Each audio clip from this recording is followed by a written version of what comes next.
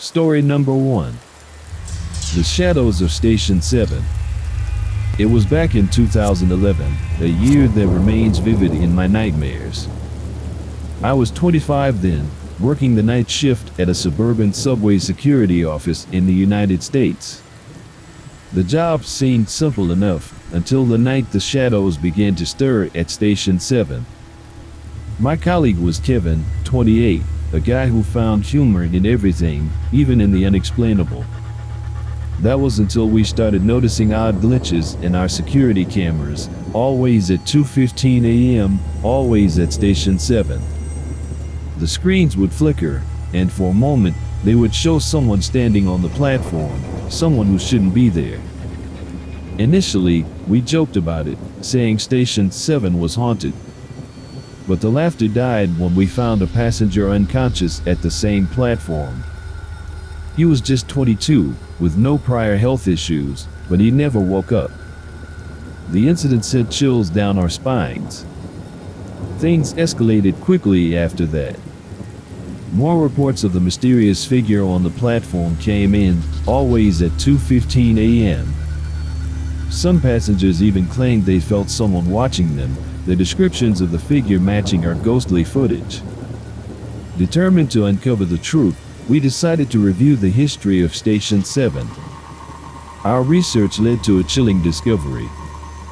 In 1971, a young man was fatally assaulted at the station, his case remaining unsolved and largely forgotten. Armed with this knowledge, we set out to investigate the station after hours. We brought cameras, hoping to capture something that could explain the eerie occurrences. That night, the air at Station 7 felt heavier, and a sense of unease hung around us. As the clock struck 2:15 a.m., the temperature dropped drastically. Our cameras, which had been functioning perfectly, started to glitch. Then, out of the corner of my eye, I saw it, a shadowy figure standing on the platform. It was just there, staring at us, before vanishing into thin air. The footage was inexplicable. It showed the figure, but there was a distortion around it, like it wasn't fully there. We presented our findings to our superiors, but they dismissed it as a technical issue.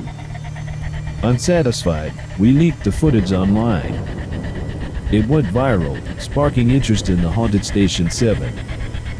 The increased attention led to an unexpected outcome. A retired detective contacted us, revealing that he had worked on the 1971 case. He shared his theory that the young man's spirit could not rest due to the injustice of his unsolved case. Though skeptical, we held a small memorial at the station, acknowledging the tragic event of 1971. Strangely enough, after that night, the 2:15 a.m. apparition ceased. The events at Station 7 changed my view of the world. I learned that some places hold on to their past, manifesting them in ways we can't always explain. The shadows of Station 7 served as a reminder that sometimes, the echoes of a forgotten tragedy can reach out from the darkness, seeking acknowledgement and peace. Story number 2. The Echoes of Line 5. The year 2012 still echoes in my mind, a haunting melody of fear and disbelief. I was 26 then, working the night shift at a subway security office in a suburban area of the United States. My partner, Emily, just 24, had a keen interest in technology, which proved both a blessing and a curse during our ordeal. Our story began on an ordinary night, with the hum of monitors and the rhythmic sound of distant trains. Then, our routine was shattered by a series of technological breakdowns. Cameras flickering, radios emitting static whispers, and screens freezing on eerie, empty platforms. The first unexplained event was the sudden disappearance of a night cleaner, Tom, 23. He was last seen on the CCTV, heading towards the end of Line 5, and then he vanished without a trace. The footage showed nothing unusual, but his radio was found lying on the platform, emitting a strange, garbled noise. Intrigued and unsettled, Emily and I began to delve deeper. We combed through historical records and uncovered a grim story. In the 1980s, a train had derailed on Line 5, resulting in several unexplained deaths. The case was quickly closed, and the story forgotten. Driven by a need for answers, we started conducting secret investigations after our shifts. Armed with night vision cameras and sound recording equipment, we explored the dark, echoing tunnels of Line 5. The atmosphere was heavy, charged with a palpable sense of dread. One night, as we were about to pack up, we heard it, a faint, distorted voice coming from Emily's radio. It was Tom's voice, calling for help, overlaid with other, older voices, all crying out in unison. The recording was chilling, a cacophony of despair that I still hear in my dreams. Our findings were met with skepticism and concern for our well-being. But we persisted, sharing our story and evidence with a local journalist. The story gained traction, sparking interest in the forgotten tragedy of Line 5. This attention led to a surprising development. A retired detective came forward, revealing that the derailment was not an accident but a cover-up for something far more sinister. The train had been carrying secret, experimental technology, and its malfunction had led to the tragedy. In the wake of our revelations, the subway management agreed to a thorough investigation of Line 5. The old records were finally opened, and the true story of the derailment was revealed to the public. Since then, the disturbances on Line 5 have ceased. But the memories remain, haunting my nights. The echoes of Line 5 serve as a reminder of the darkness that can lurk beneath the surface, hidden away by time and silence, waiting to be heard. Story number 3. The Silent Screams of Subterranea. In the year 2013, a shadow fell over my life, a darkness that still lingers in the corners of my mind. I was 27, working the night shift at a subway security office in a suburban town in the United States. It was supposed to be a straightforward job, but what unfolded was anything but. My coworker, Jake, 26, was a jovial guy, always ready with a joke to lighten the mood. That changed when our routine was shattered by a series of inexplicable events. It started with the monitors. They would glitch, showing images of empty platforms, but one in particular would always show a figure standing still, facing the camera, their face shrouded in darkness. The first real sign of trouble was the disappearance of a young engineer, Eliza, 24. She was last seen on a CCTV camera, inspecting a section of the tunnel, and then she simply vanished. The footage showed nothing, not even a hint of where she could have gone.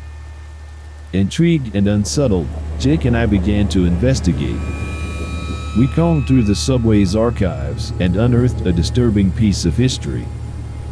In the early 1900s, the section where Eliza disappeared was the site of a catastrophic collapse during construction. Many workers perished, their bodies never recovered. Driven by a growing sense of unease, we started conducting after-hours inspections.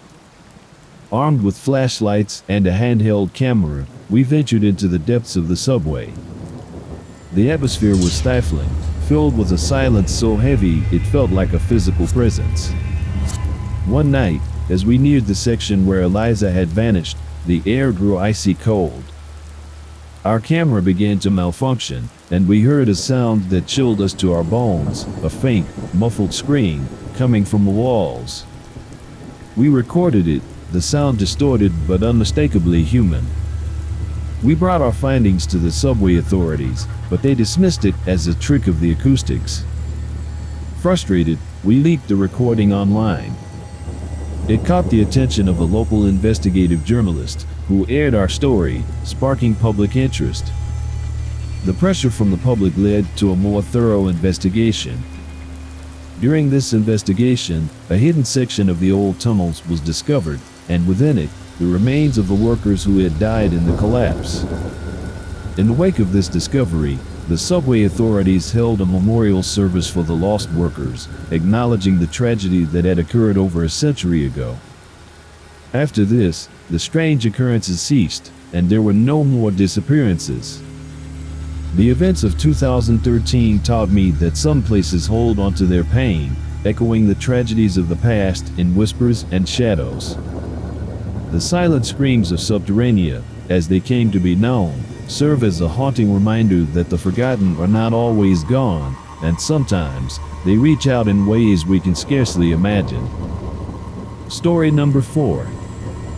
The Phantom Conductor of Redwood Station.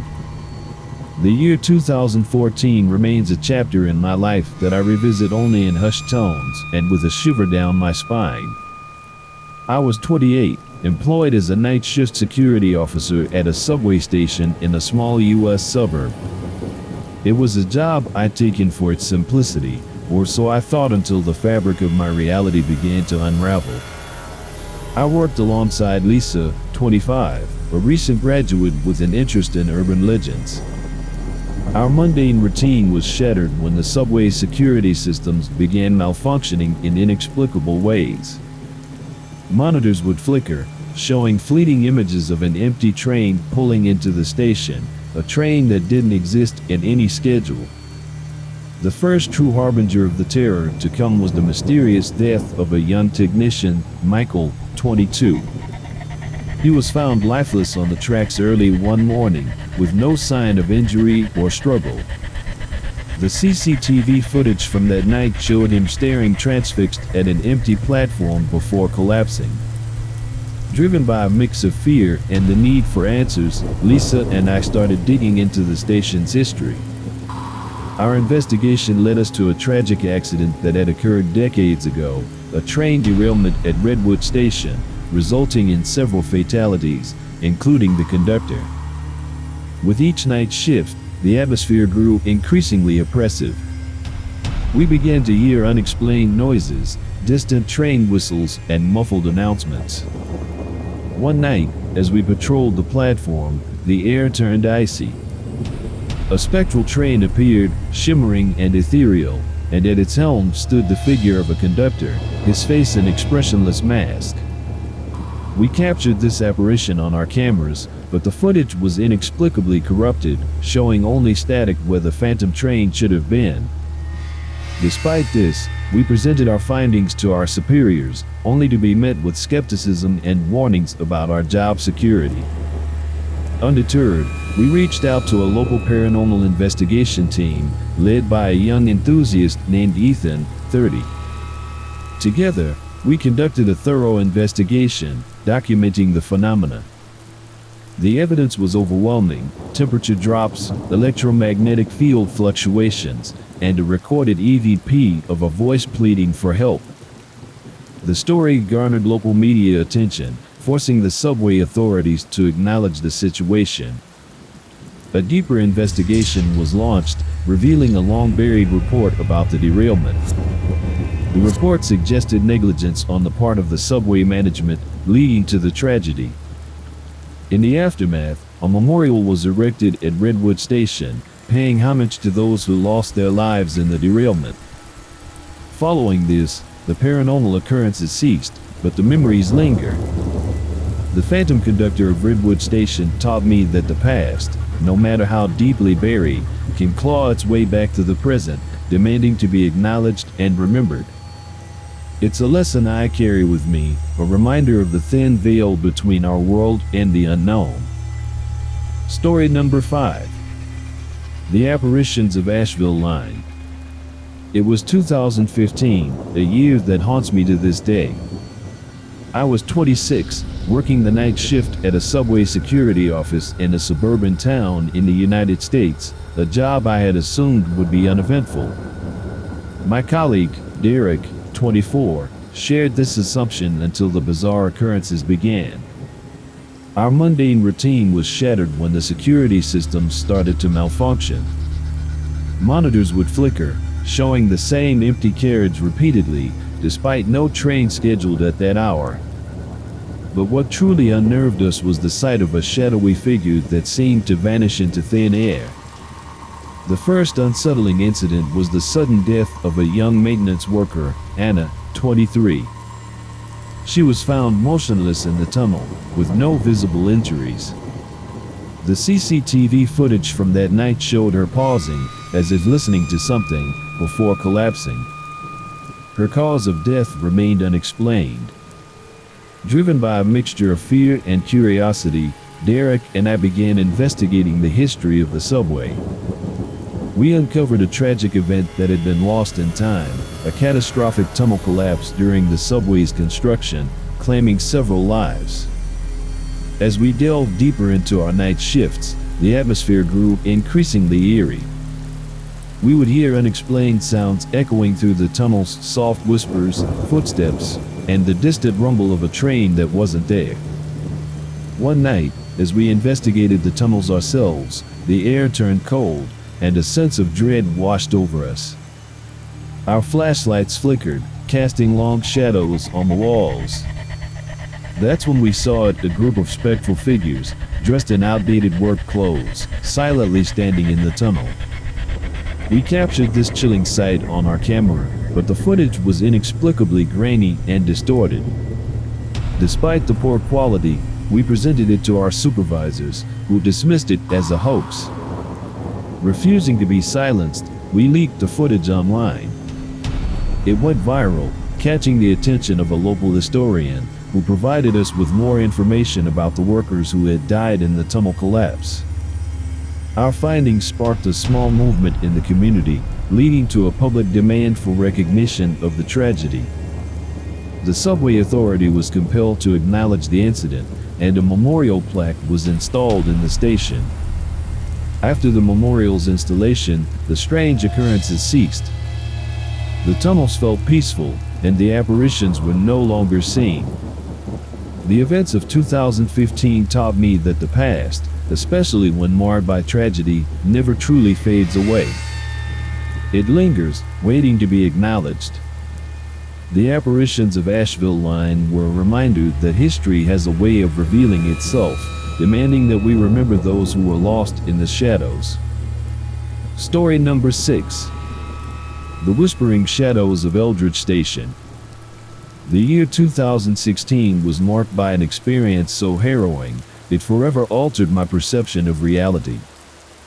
I was 27, working the night shift at a subway security office in a suburban town in the United States.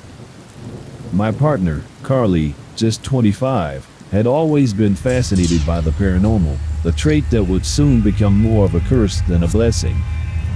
Our story began with subtle anomalies. Monitors would glitch, showing brief glimpses of empty platforms at Eldridge Station, only to reveal shadowy figures standing motionless in the next frame. These figures would disappear as quickly as they appeared, leaving us questioning our own eyes. The turning point was the inexplicable death of a young subway operator, Alex, 29.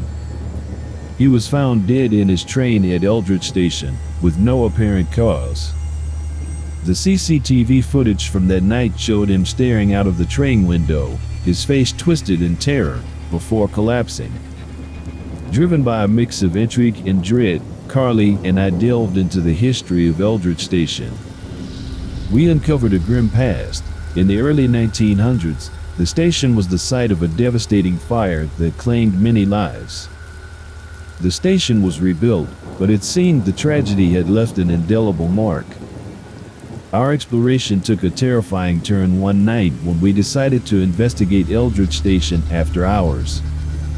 The air was thick with an unspoken foreboding.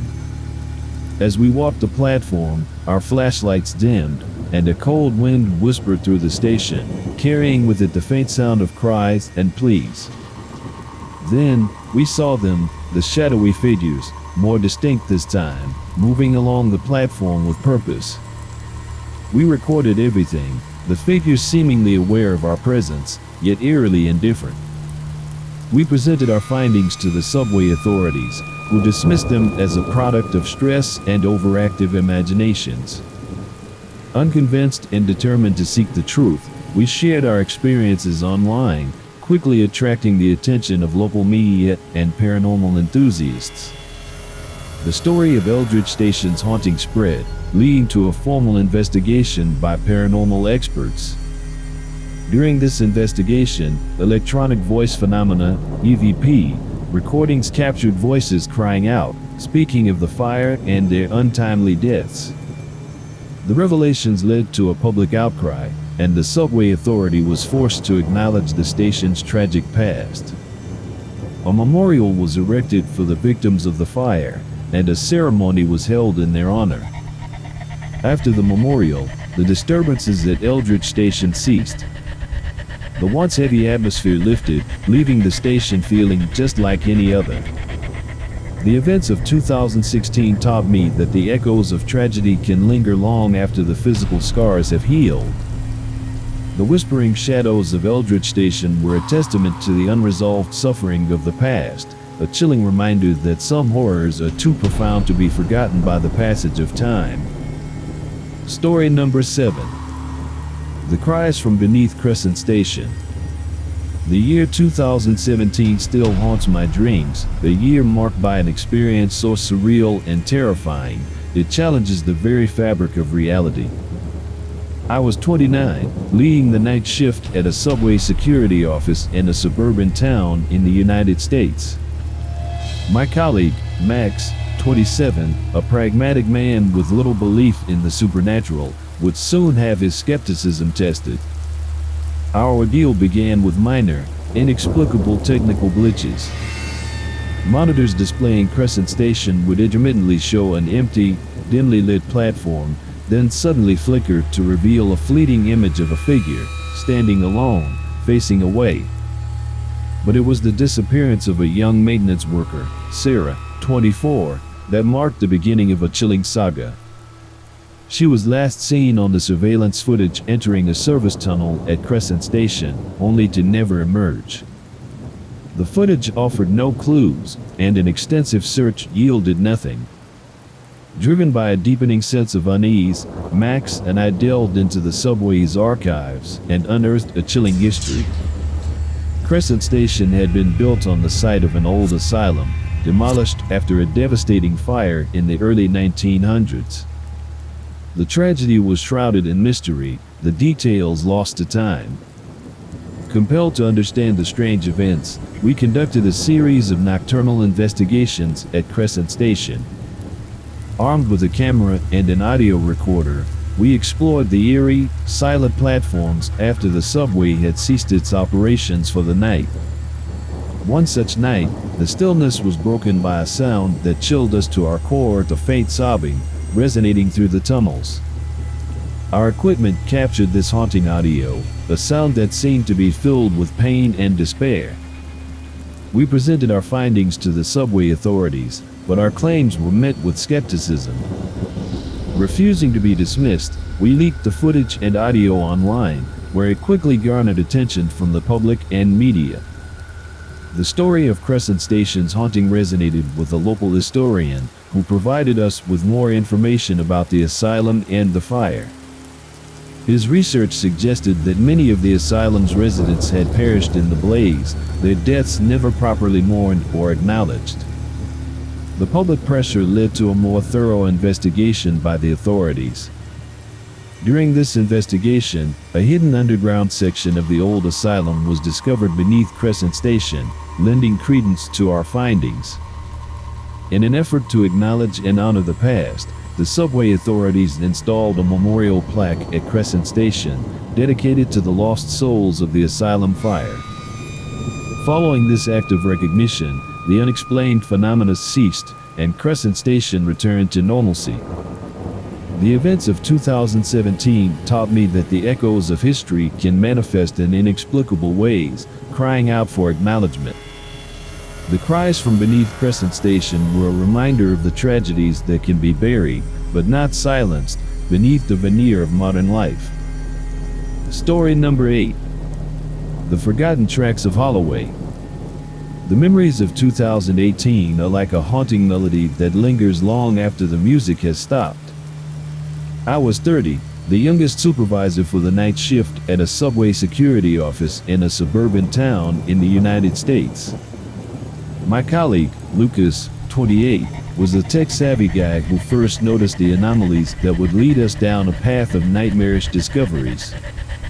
It began with our surveillance system capturing inexplicable shadows and figures on the tracks of Holloway Station, always at 3:07 a.m. These figures appeared human but moved in distorted, unnatural ways. The first incident that escalated our concerns was the disappearance of a young graffiti artist, whom we only knew as Raven, seen entering Holloway Station late at night, never to be seen again. Driven by a mix of fear and duty, Lucas and I began to investigate the history of Holloway Station. We uncovered a long-forgotten tragedy. In the 1970s, a subway car had derailed, resulting in several unexplained deaths. The incident was quickly hushed up, and over time, it faded from public memory. Our investigation took a terrifying turn when we decided to conduct a late-night exploration of Holloway Station. The air was thick with an eerie silence as we walked the tracks, our flashlights barely penetrating the overwhelming darkness. Suddenly, the temperature dropped, our breaths visible in the cold air. We then heard the sounds, soft whispers, almost inaudible, that seemed to emanate from the walls of the tunnel. Our equipment started to malfunction, and Lucas's camera captured a brief, chilling glimpse of a spectral figure standing on the tracks, its face contorted in a silent scream. Shaken, we presented our findings to our superiors, only to be met with skepticism. Desperate for answers, we shared our experiences with a local paranormal investigation group. They conducted a thorough investigation, during which they recorded EVPs, electronic voice phenomena, that suggested the presence of restless spirits, possibly the victims of the derailment. The story of Holloway's haunting caught the attention of local media, leading to public pressure on the subway authorities to acknowledge the tragedy. This pressure resulted in a formal investigation, which unearthed the hidden records of the derailment. Following these revelations, a small memorial was erected at Holloway Station in honor of the forgotten victims. Since then, the strange occurrences have ceased, and a sense of peace seems to have settled over the station. The events of 2018 taught me that the past, no matter how deeply buried, has a way of resurfacing, seeking acknowledgement and closure. The forgotten tracks of Holloway serve as a reminder that some tragedies, though lost in the annals of time, leave behind echoes that can still be felt long after the event itself has faded into obscurity. Story number 9. The Unseen Terror of Marlow Station. 2019 is a year that will forever be etched in my mind, a time when the boundaries of my beliefs were irrevocably altered. I was 29, working as the night shift supervisor at a subway security office in a suburban area of the United States. My colleague, Ethan, 26, a rational and level-headed guy, was about to have his worldview challenged alongside mine. Our descent into the unknown began with a series of unexplained technological breakdowns. Monitors displaying Marlow Station would intermittently flicker, showing brief, distorted images of what appeared to be figures standing on the platform, only to vanish in the blink of an eye. The first incident that truly shook us was the unexplained death of a young cleaner, Jenna, 23. She was found lifeless on the platform one morning, with no discernible cause of death. The CCTV footage from that night showed her suddenly looking terrified and running away from something, but the camera revealed no pursuer. Compelled by a growing sense of unease, Ethan and I delved into the history of Marlow Station. We uncovered a long-forgotten tragedy. In the late 1960s, a subway car had inexplicably derailed at the station, resulting in several deaths. The incident was hastily covered up, and the station was quickly repaired and reopened. Our investigation took a chilling turn when we conducted a late-night visit to Marlow Station. The atmosphere was heavy with an unspoken dread. As we walked the platform, our flashlights dimmed, and a suffocating cold enveloped us. Then, we heard it, a low, guttural growl that seemed to come from the very walls, followed by a piercing scream that echoed through the tunnels. We recorded these horrifying sounds, but when we played the recording back, there were additional voices in the background, whispering incoherently, as if trying to tell us something. Our equipment captured fleeting images of shadowy figures that seemed to be reliving their last moments over and over. We brought our findings to the subway authorities, but they were met with skepticism and disbelief. In desperation, we leaked the footage and recordings online. The story went viral, catching the attention of a local investigative journalist who began to dig deeper into the history of Marlow Station. The increased attention led to a more thorough investigation by independent experts. During this investigation, they unearthed old documents that corroborated the derailment tragedy, bringing the forgotten incident back into the light. In the aftermath, a memorial was erected at Marlow Station in honor of the victims of the derailment. Following this act of acknowledgement, the strange occurrences ceased, and the station returned to a semblance of normalcy. The events of 2019 taught me that some horrors, though unseen, leave a deep scarring in the fabric of a place. The unseen terror of Marlow Station was a stark reminder of how tragedy and suffering, if left unrecognized, can linger and manifest in the most terrifying ways. Story number 10. The Haunting of Endline.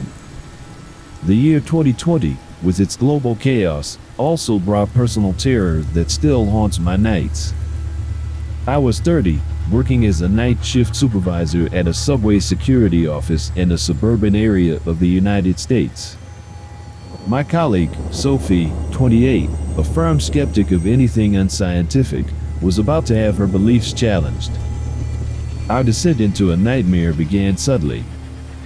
The security cameras, especially those monitoring the desolate Endline station, started to malfunction.